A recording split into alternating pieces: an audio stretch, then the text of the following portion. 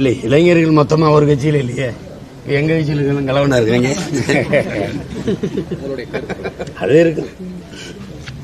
அதாவது நாட்டை நேசிக்கிற ஒரு கூட்டம், நடிகரை நேசிக்கிற ஒரு கூட்டம். இதுல நாட்டை நேசிக்கிறது எந்த பக்கம் நிற்க போது, நடிகரை நேசிக்கிறது தெரியும் உங்களுக்கு. அது அது அதை போய் கவனிச்சுக்க முடியாது.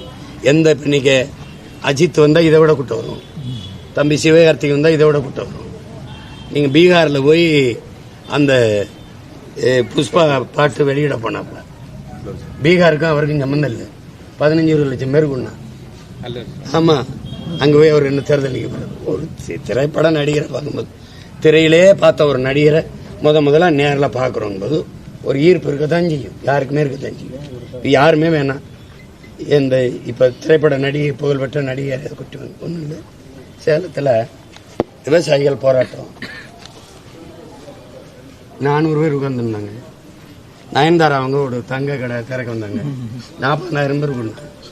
இப்ப என்ன செய்யலாம் சொல்லுங்க, என்ன செய்யலாம்?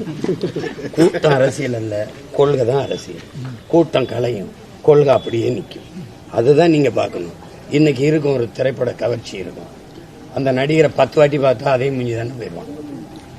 அவன் முன்னாடி உட்கார்ந்துருக்கவனை உரைய வைக்கணும்னா அவனுடைய பிரச்சனை, அவனுடைய வலியை அவன் மொழியில கடத்தி அவனை அப்படியே நிறுத்தணும்.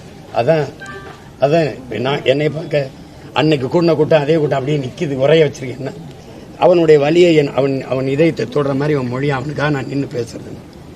என் மகன், என் அண்ணன், எனக்கான என் சித்தப்பன் பெரிய பண்ணி நிற்பான். அதானே எப்பவுமே திரைக்கவர்ச்சி வந்து மங்கும், இன எழுச்சி பங்கும். உங்களுக்கு புரியுதுன்னு நினைக்கிறேன். குளம் வத்தும், குட்டை வத்தும், கடல் வத்தாது.